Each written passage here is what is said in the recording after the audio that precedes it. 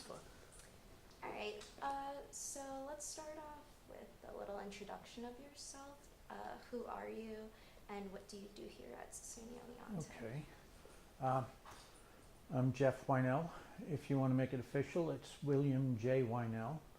I teach with the School of Economics and Business. I belong to the Department of Management, Marketing, and Information Systems, but occasionally I teach classes for the Department of Economics, Finance, and Accounting as well. I graduated from here in 1996 with my bachelor's, in 1999 with my master's. And when I graduated, I was asked to stay on and teach. I was very flattered, and been here since. And what other activities or hobbies do you enjoy outside of teaching? Good question. Well, first of all, I have 10 children, and so there is a lot of busyness in association with them. My 11th grandchild is due in February, so again, things I can do with my time. I am the faculty mentor for the men's lacrosse team here at the college. In fact, I came over here from a meeting of the athletic department, and I am one of two academic advisement coordinators for the School of Economics and Business. And I opened my own insurance office up in Cooperstown. I am a farmer's insurance agent. And so we just got that going. And that looks like it's going to be very exciting.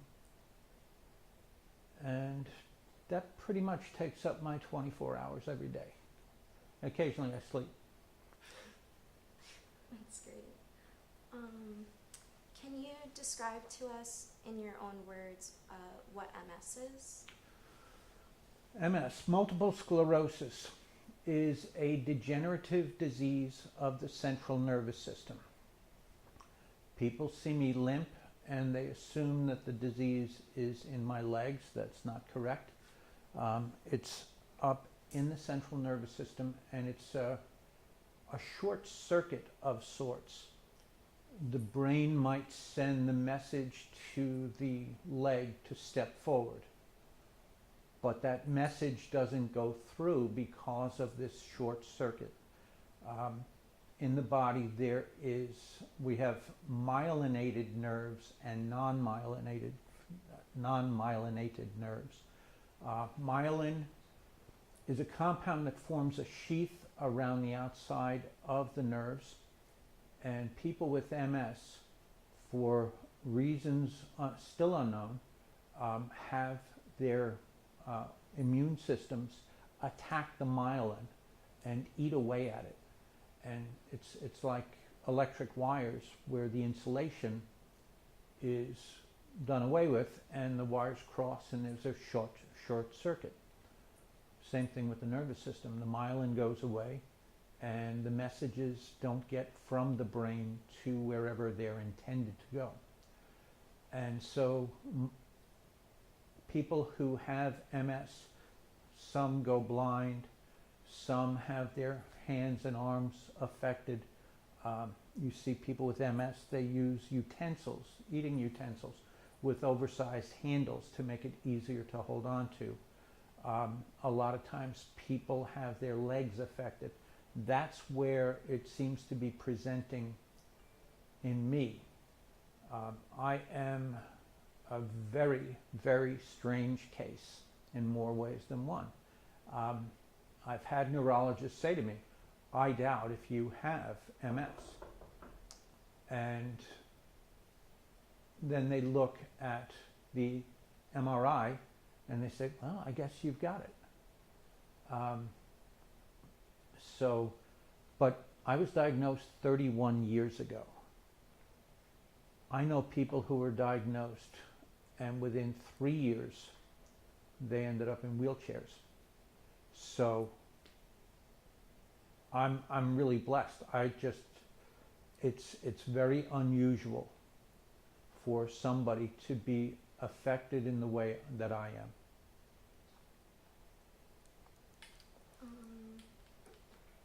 Just one minute.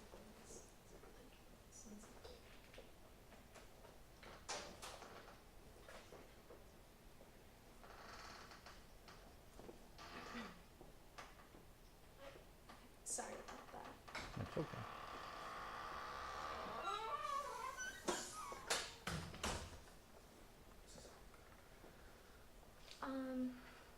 Okay. Can you describe to us the process of diagnosis, if anything? Okay. I started off, of course, with my family doctor, who watched me walk across the room. And as I said, in my case, the disease is presenting in the legs, and my gait was not steady. And that could indicate multiple sclerosis, or it could indicate a brain tumor. And so I was sent for testing. They ruled out the brain tumor right away. And then they started testing me for multiple sclerosis. They ended up doing a spinal tap where they draw fluid from the spinal column and they test it. And the doctor looked at me and he said, "I'm 95% sure that you have MS." And I said to him, 5% is a pretty big margin. And he informed me that with MS at the time, that was the best they could do. Okay, that was 1984. It was right after the birth of my third child.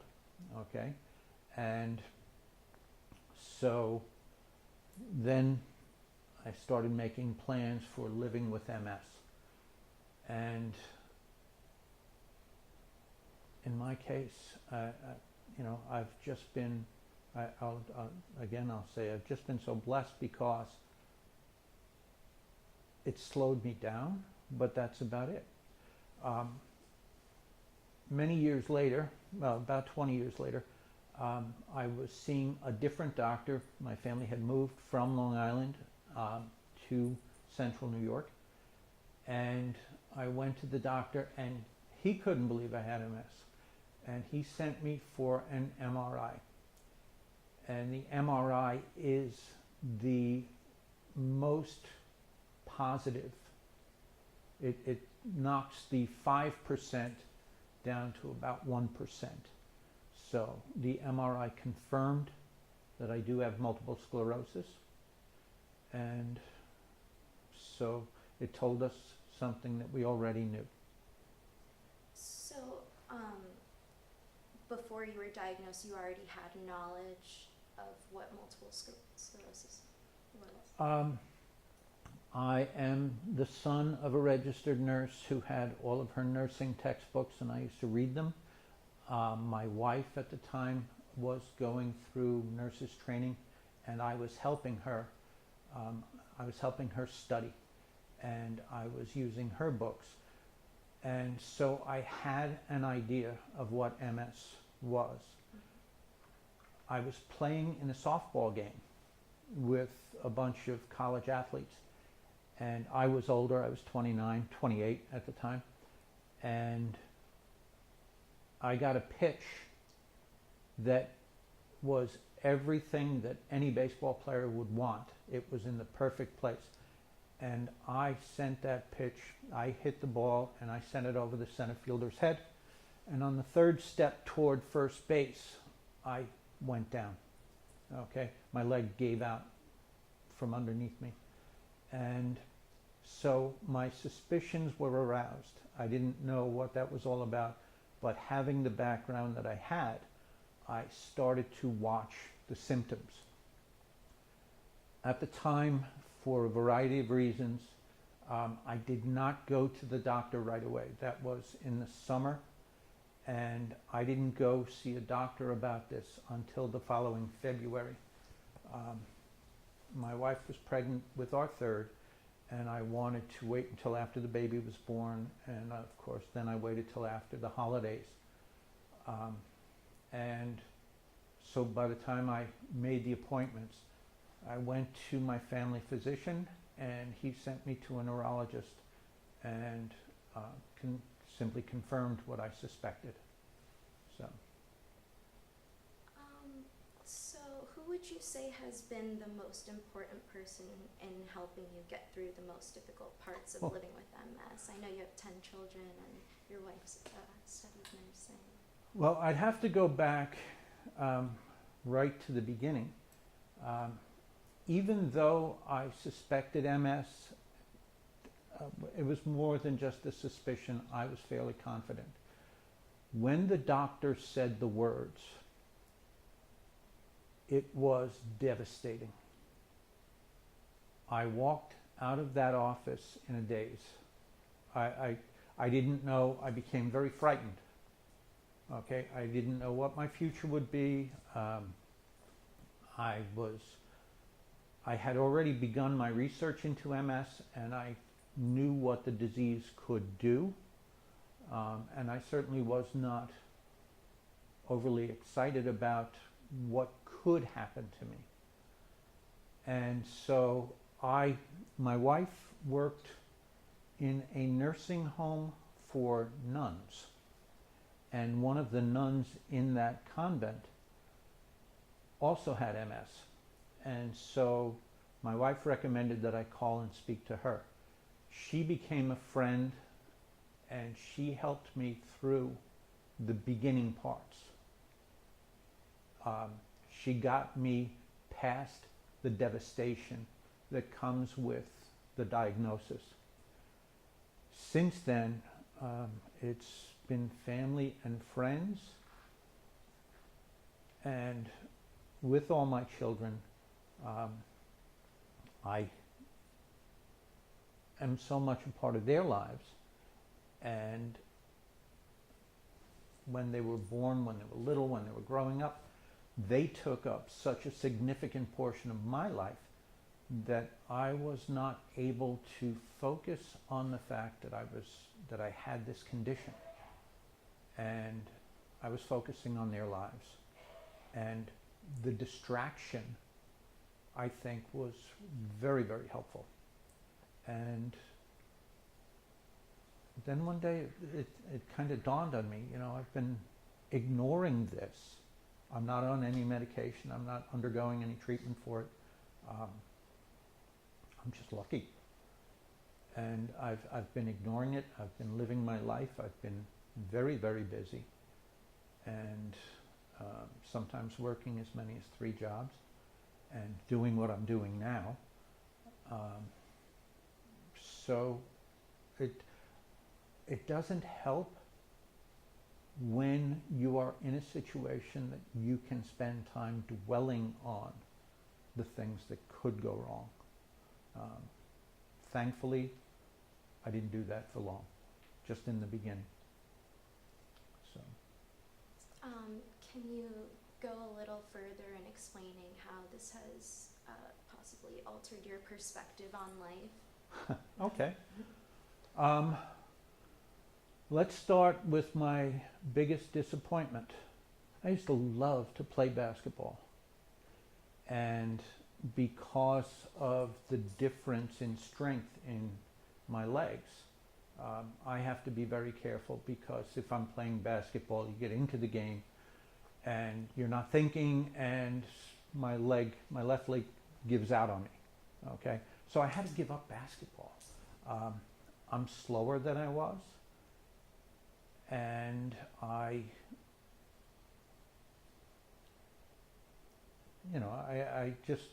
had to make adjustments, knowing that, no, I can't walk and climb the way I used to. I can't run. I used to love going on hikes. I can't do that anymore. Very limited. But I worked myself into a position. I was a precision machinist, and I had to be on my feet for 10 hours a day. And I switched from that to education. I'm certified in 4 areas. 2 of them 7 through 12 and 2 of them K through 12. So I've worked in the high school while I was teaching here. I kept myself busy, and it kept my mind off my condition, and it seems to have worked.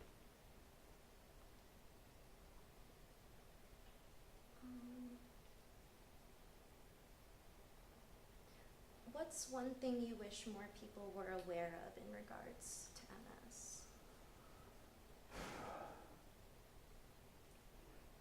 MS? That's a difficult question for me.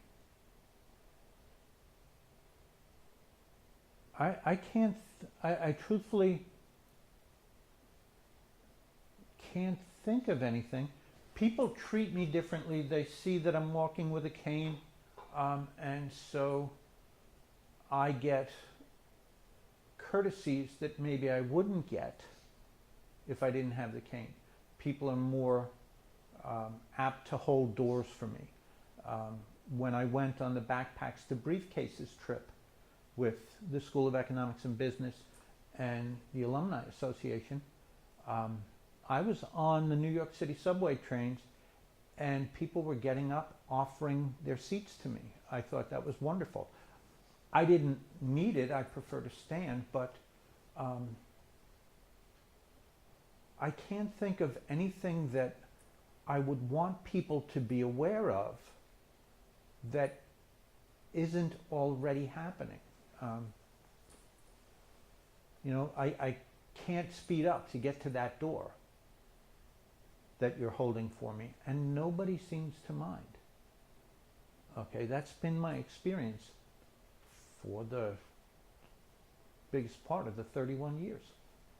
So I can't put anything out there that I would say. I wish more people were aware of this. That's good. Alrighty. I think that's about it. Mm-hmm. Thank you. Thank you so much. You're very welcome. Couldn't have asked for a better response. Just one more thing, because we don't have a paper form here. Are you alright with this video being used for this class and possibly being submitted by through YouTube to the professor? Oh, certainly, All right. certainly. Thank you. I would like to make a statement on that, though. Sure. For people who hear that a friend or a relative has been diagnosed with MS, okay, so here's something I wish people were more aware of. I know people have been watching me, and they hear of someone being diagnosed with MS, and they say, well, what's the big deal? I mean, look at this guy. I don't know anybody at all, who has been as lucky as I. Okay? My disease is progressive degenerative. It just keeps going downhill, and I guess if I think real hard, I can probably trace it. But I'm unusual. So if you hear of people, family, friends, who have been diagnosed with MS, I can remember the devastation of that initial diagnosis. It's tough. It is a horrible thing to have to go through. So some people, if anybody sees this on YouTube and they see me and they say, well, I guess it's not so bad, it might not be. But it also might be a lot worse than what I have. Okay? If you are diagnosed with MS, my heart goes out to you. There are lots of resources in this country. The MS Society is a great resource. But you may be as lucky as I. Okay? Hold out hope. Okay? Go to your churches. Turn to your family and friends. Okay? And they can help you. All right. Thank you. Thank you very much. Very welcome.